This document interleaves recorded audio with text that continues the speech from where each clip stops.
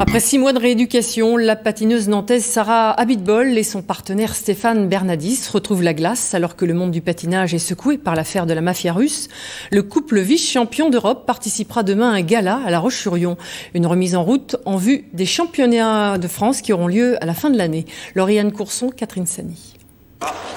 Les lames affûtées à l'image de sa volonté, le sourire aussi chaleureux que la glace est froide, le couple Abitbol-Bernadis est là et bien là, solidement ancré dans une ambition européenne et fièrement porté par une passion mutuelle. Un retour brûlant sur la glace après 6 mois d'absence, un pied de nez à la blessure de Sarah au talon d'Achille en février dernier. Tout nous paraît beaucoup plus beau, peut-être parce qu'on l'avait justement perdu pendant plusieurs mois. Et c'est vrai que chaque moment, on le vit intensément. C'était pour moi une vraie passion de patiner, mais depuis l'accident, ça s'est renforcé de nouveau et chaque seconde sur la glace est un moment de pur bonheur.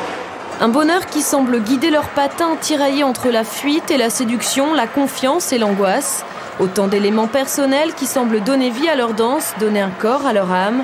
Alors en coulisses, échaudés par les coups d'éclat qui illustrent tristement ce sport et face à une éventuelle suppression aux Jeux Olympiques de la danse sur glace, le couple s'insurge. Ça paraît difficile de supprimer la danse sur glace. Il faudrait supprimer d'autres sports aussi à jugement. Ouais, tous les sports à jugement pourraient être supprimés dans ce cas-là. Pourquoi pas donc, Le jugement humain, c'est un jugement de toute façon subjectif. C'est pas un chronomètre, c'est pas...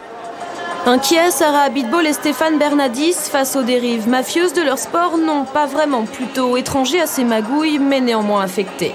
C'est triste et désolant pour l'image de notre sport. On aimerait plus parler de médailles plutôt que de faits divers. Ces choses-là, c'est par un cinglant mais fluide coup de patin qu'ils préfèrent les conjurer, car dans leurs yeux, la glace n'éteindra jamais le feu.